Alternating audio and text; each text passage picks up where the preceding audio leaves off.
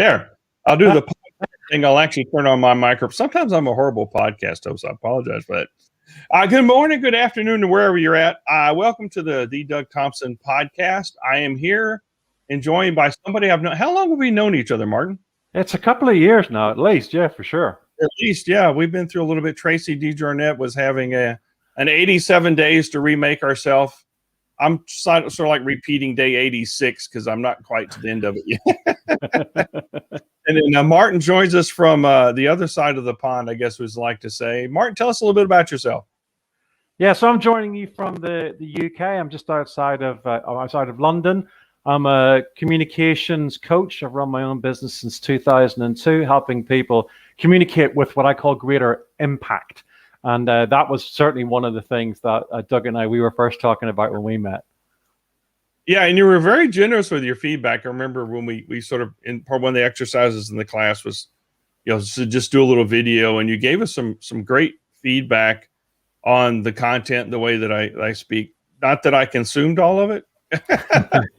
Well, and to be fair, when you're looking at it through a lens and you're coaching people on impact on how they say things and all that, I found that I had to sort of not necessarily compartment, but assimilate what you're telling me into something that I could do, something that fit my style and what I was comfortable with. Can you find other people that aren't quite so difficult as me to get them to be more impactful? Well, I think let's face facts. Human beings we're very habitual creatures. We find ways of doing things that work for us. The psychologists will they're called neurological shortcutting. That's what our brain does all the time. How can I automate as much of what I do as possible to leave my conscious mind free to concentrate on the challenges that are right here, that are right now? Now, that neurological shortcutting and habit forming is fantastic for doing that. But then we can kind of get stuck in terms of our habits and our ruts and the way that we do things. And the longer we've had those established patterns, then doing something outside of that presents more of a challenge to us. And that's when people feel, well, hang on a second, I've got this really good way of doing things. I know it works for me. If I step outside of that, am I taking a risk? Is there a risk of my performance dropping in the interim as I'm integrating a new skill? And that's a conversation that people have to have with themselves about, am I committed to getting better? And may I have to accept that I might take a slight dip in performance prior to then getting better? And there's loads of sporting examples of golfers, etc., who changed their grip and their performance dipped for a couple of months, but then they went back and they got a great deal better. So that resistance is natural because there's that concern about performance dipping. Will in the short term, will this have a negative impact? And of course, human beings, we're risk averse. We'll want to avoid something that we think will put us at risk. So it's not unusual. You just got to dangle that carrot about, well, what are you going to gain by this process? And then commit to it to shortcut that time where performance will dip, and you'll see the upswing much quicker. No, you hit upon a lot of, it's true. You have to sort of break things down. And as you do that, you're rebuilding to sort of go. I use this from a technology perspective when people are sort of adopting some new technology, is that there's going to be a period of time where you're going to be less productive than what you are today. Yeah. But it will set you up for, and ideally when you're doing a transformation is one of those big leaps that goes on. It's not a tweak. It is, hey, we need to change the way that we're doing things to go on to do whatever's next to set us up for us. Because if you sort of stay in that rut, in that routine, eventually it starts, again, doing you more harm than good. Yeah, for sure. And I think that's where, that's where in what I do, it's like, I know it's pointless saying to people, okay, you got this big pitch next week. Here's the 43 things you need to do differently, because that's just going to blow their mind. There's no way they're going to be able to do that. Now, I might say give people a range of things, but I'll say, here's the 3 things you need to go away and do. Do this one Monday and Tuesday. Do this one Wednesday and Thursday. Do this one Friday, Saturday, and Sunday. And build it up slowly, because there's absolutely no point hitting people with that volume. So even when I'm coaching people, like if they say, I got this big pitch next week, or I want you to review something that I've done, I have to resist my own temptation to want to help and give them everything and go, look, here's the top 3 things you need to go away and do differently.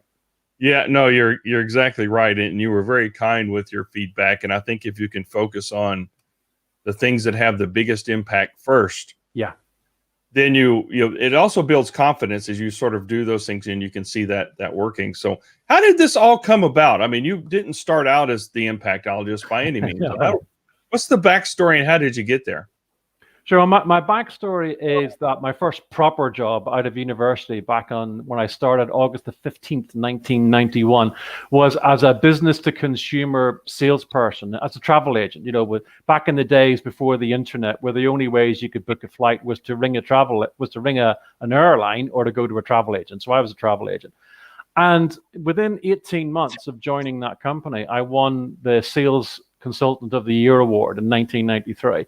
And I always say to people, that's the last time I won anything on pure raw talent.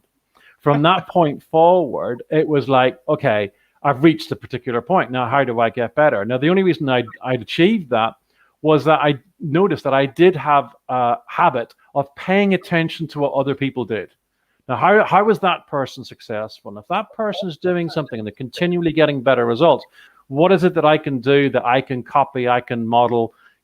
Pablo Picasso, the famous artist, said, a good artist copy, great artists steal. So I was always looking for tools and techniques that I could steal. If I could see that it would work, I'd have that. So I always had that curiosity about, how do you get better? And it was initially from a sales background. And then I moved into leadership positions, and I'd hire people and people would say, how do I get better? And I go, well, okay, well, why don't you do this? Or why don't you do that? I found that this works. And then I moved more into formal training when I set up my own consultancy in 2002. And then I was working a lot with a lot of other training companies. I think on last count, I've represented 17 different training companies as a freelancer. And what each of those training companies would do is they would say, okay, we want you to run this course on presentation skills. And here's all the models that we use. Here's all the things that we know. Do you know this model? Yes. Have you heard of this psychologist? Yes. Did you know about this? Ooh, no. And they go, well, you're going to have to teach it, so we need to teach you it. So I just, like a super sponge, I just soaked up all this information around all the different areas, and then got introduced. I was actually working at one of the top business schools in the world, London Business School, and this particular company had a program they called Personal Impact. And the training that I went through for that was really built on some of my innate curiosity about how do we do that, but broke it down to body language, voice, rhetorical techniques on how to use language. And undermining all of that was my own psychological interest in confidence and how to handle performance pressure. So, I mean, you get up on that TEDx stage, it's a little bit different than 3 or 4 of your colleagues in a meeting room. The words that you're going to say are the same, but that feeling from having a big audience, if you don't have the confidence to be able to get out there and do your thing and present yourself, that can undermine everything else. So then that real focus became clear for me, and all of the things that I was interested in kind of all came together, and it was all about that impact. And how I then came to impactologist. I met an old school friend of mine. This is back in 2014, I think, out in Dubai. I was working in Dubai. He lived there, and he runs a company, not doing some similar stuff to me. But he said to me, oh, I've invented a new job title for myself. And I said, well, what's that? And he said, I'm a presentologist. I help people present better. And I had 2 thoughts simultaneously. The first one was a rude word, saying, well, that's just very stupid and silly. And then the second was, well, hang on, actually, that's actually quite clever, because what I want to do now is I'll go, well, what's that about? And then we continued having a few cool beers and catching up. And on my walk back to the hotel, I just thought, well, if he's going to call himself a presentologist, what am I going to call myself? And that word, just impactologist, alcohol fuel, just popped into my head, and the rest is history. That's I like that, and I like Picasso's things about stealing things, because a lot of the stories that I tell, I've stolen from other people, and but it's not necessarily the exact same story, but it's like, I look for a story in my life that is very much like that, or something, what can I relate to that as I go on? But, and in the TEDx thing, I've spoken in front of 1,000 people before, and it didn't bother me before, but I got on that TEDx thing, and because there were certain rules, Yeah, some of it was for blocking for camera. You had to stay in this circle, and the red circle. Yeah, yeah, and it was like, okay, I felt like a caged tiger. I felt so much constraints. I focused more on the constraints than I did the opportunity to go on. So if I do it again, I'm going to do a little bit differently about that. But you mentioned earlier on, you talked about sort of the shortcuts that our brains do. And that was it was in my TED talk. I talked about these things because you really have to have the conscious mind. Only about 10% of our mind available is for conscious things we have to act on. sure. And so that's why we just sort of, again, we get in these habits and on. So now you talked about the body language is one of the first three things that you focused on becoming the impactologist. And now you've got some cards here. You sent me, you got something coming up. Was it today? Body language decoder? Yeah, body language decoder. Yeah, so it's being published in the UK on the 14th of October, and in the US on the 9th of November. But it is available for pre-order on Amazon. So I went through it. I was fortunate enough that Martin gave me some of these things to look at and all. And as I'm going through them, I say, yeah. It was one the artist was good that you hired, because if I would have done this, it'd have been crooked stick figures. But I was looking through some of these things, and I'll talk about the hand pat. Yeah. And I'm going through, and how do you do that with fist bumps now? So a lot of the couple of questions are going to come now is, how is COVID and how sort of this pandemic changed some of the stuff that's in there? Because some of these things, people are hesitant to do it, or for whatever reason. How do you overcome that, or how do you decipher like that? And then also a lot of the facial expressions with a mask on. How do you compensate for that? Yeah, well, so there's two things here around body language. There's expressive body language. How do we use our body language to be more effective as communicators? And then the second part is then getting a better sense of how are people thinking or feeling or responding to when we're communicating our message. So there's that outward and inward. So there's a two-way street on that. And I think COVID and the pandemic has shifted a lot of our behaviors. But underneath that, there's still some basic truth. We want to get our message across as well as possible, and we want to be able to read people as well as possible. And how is our message landed? Now, we've had to kind of navigate now how we actually do that with some of the constraints. But evolution is one of human beings' great strengths. We can evolve. And I think, with for example, the hand pat there, that's in there as one of the power plays. That's in the power play section.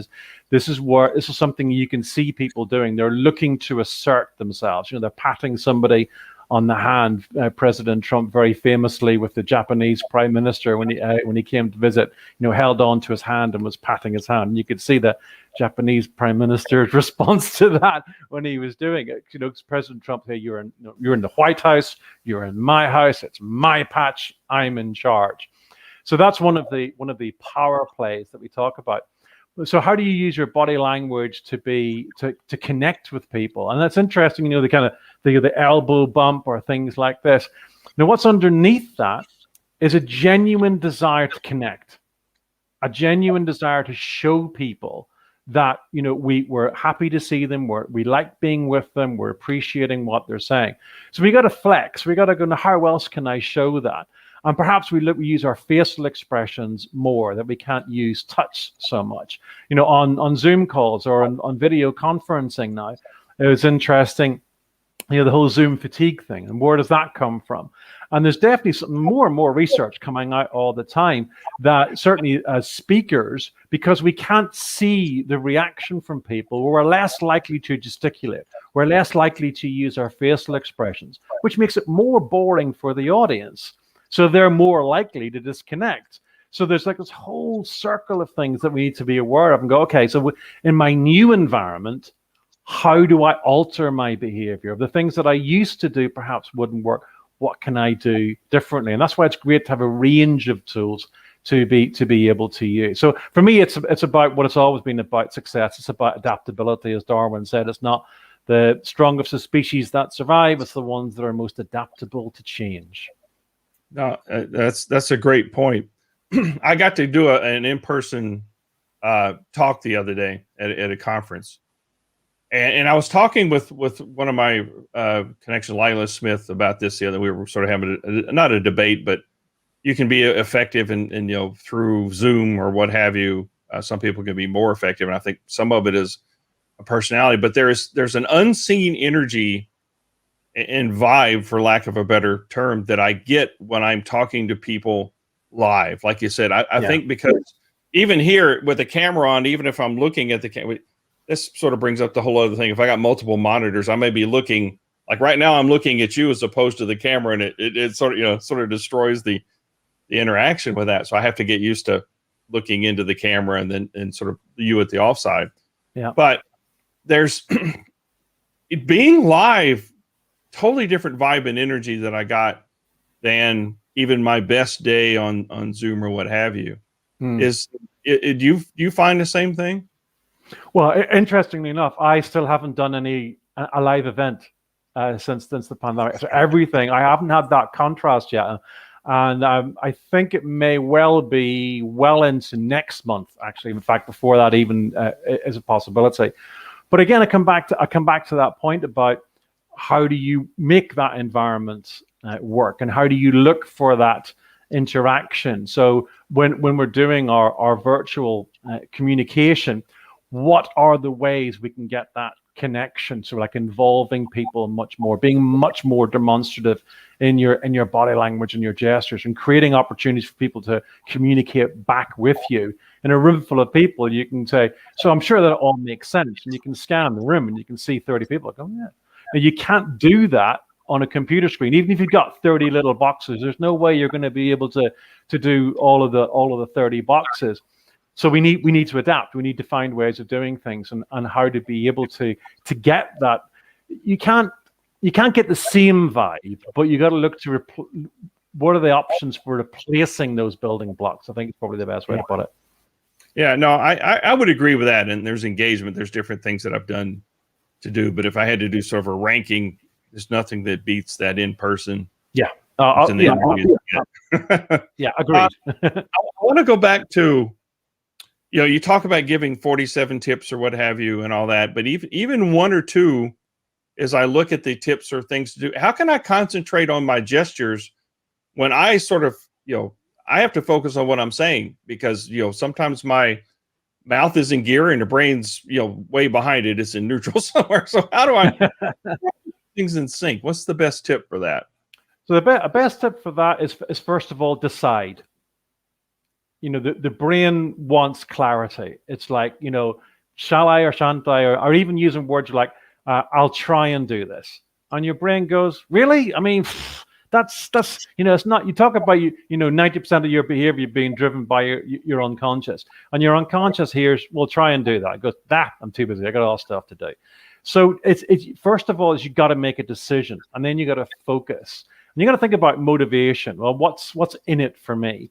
And I always use the example of years gone by. I used to do a lot of work actually in the States, and I did a lot of work in the pharmaceutical industry. So I was never in city centers. I was always outside somewhere. So I was hiring a car to drive. So I had to drive on the other side of the road. Now, I'd spent 30 years driving on the left. Now, all of a sudden, with a little bit of jet lag, I'm having to drive on the right. Now, imagine what might have happened if I thought, well, I'll try it. I'll give it a go. Maybe, no, failure's not an option in that scenario. You have to decide. And you say, right, I'm doing it. And then once you've decided, your brain goes, oh, we're doing this thing now. How? And it starts looking for those tools and techniques. It's the same as, President Kennedy said, famously got up and said, within this decade, we'll put a man on the moon. And, everybody from NASA said, what did you just say?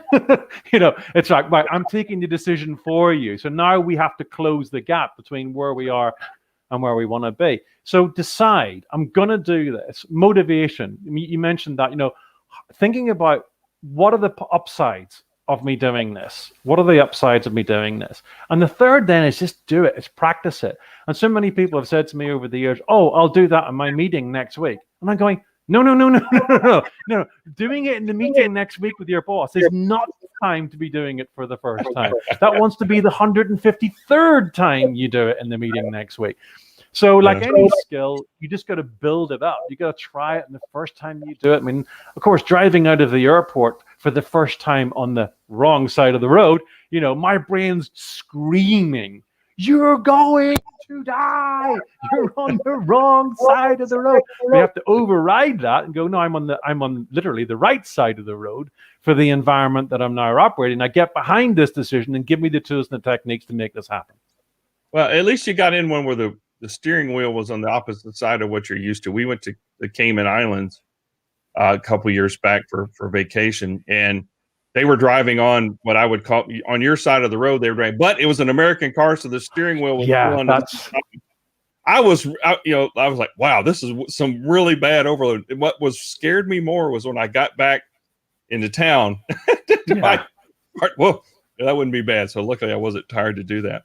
You use politicians a lot as examples. Why is that? Just because they're available all the time. They're just there. I mean, they're on our TV screens most evenings. Most evenings there'll be a news story, either domestic or international, and we'll have to look at them and we have to listen to them.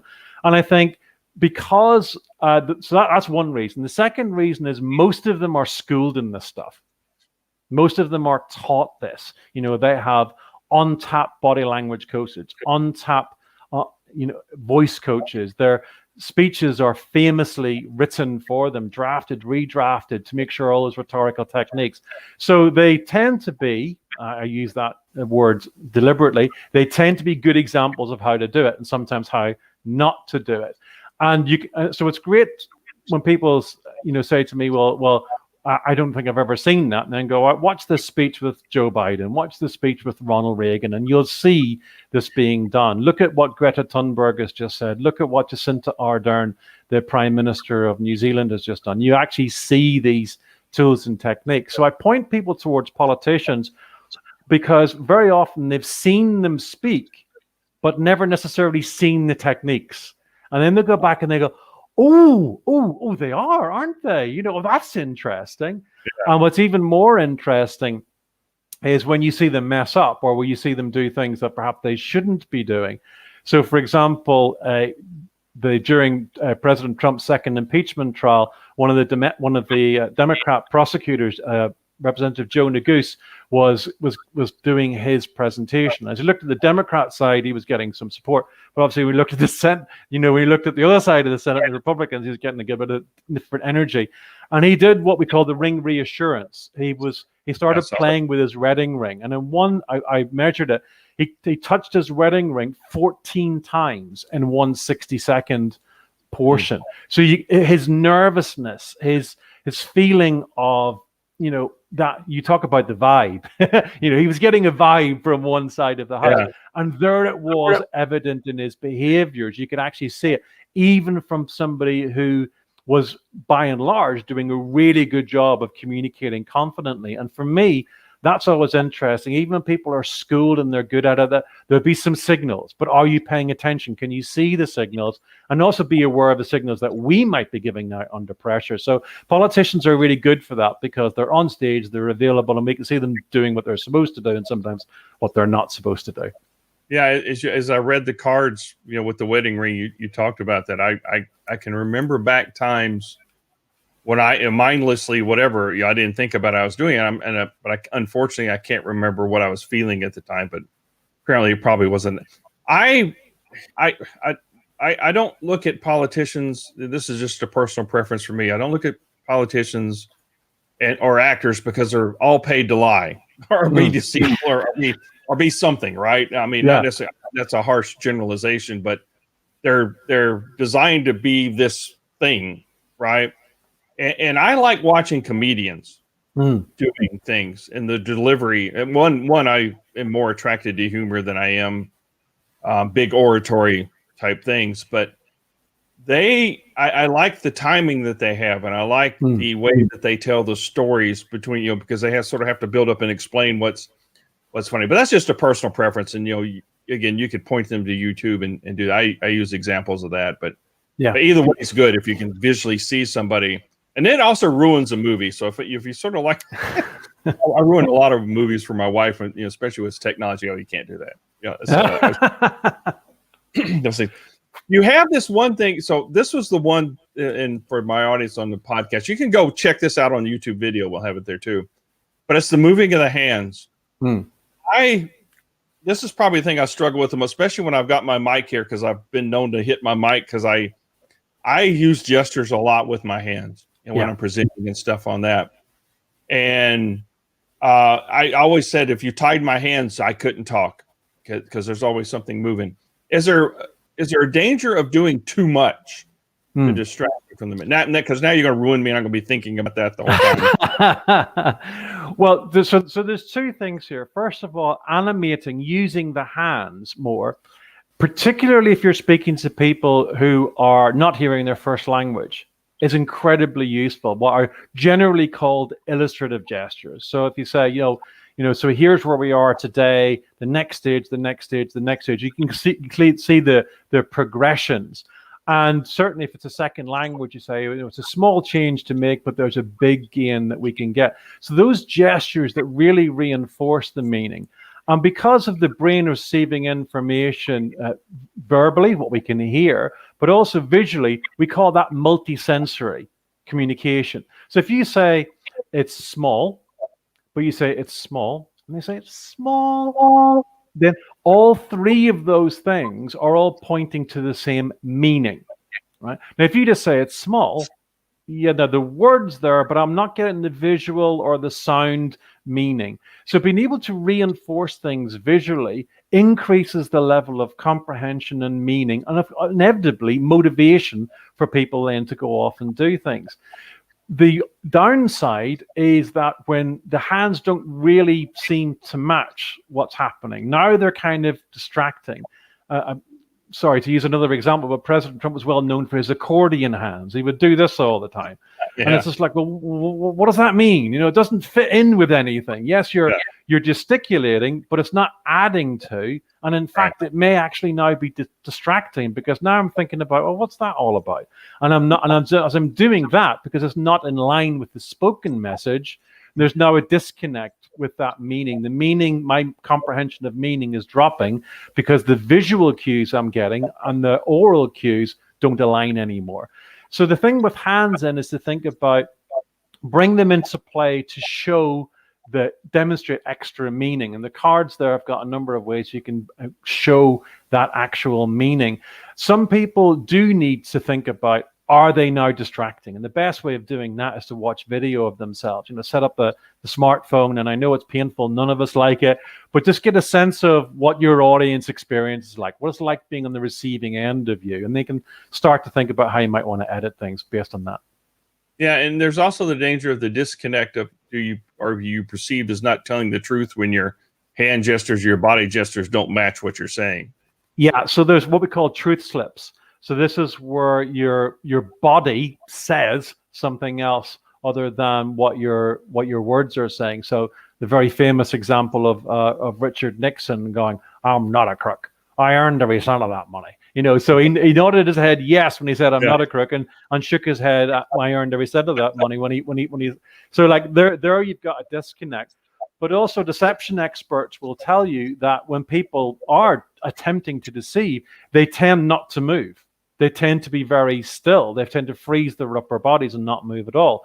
So it's actually can link into deception, because it's a big cognitive overload to knowingly deceive and then try to think, now how do I genuinely get my hands to back up this message that I know is false? So that cognitive overload tends to result in people just not using their hands whatsoever. So if you're communicating with somebody and they move their hands a lot, then they get to something and you're not so sure about whether they're telling the truth.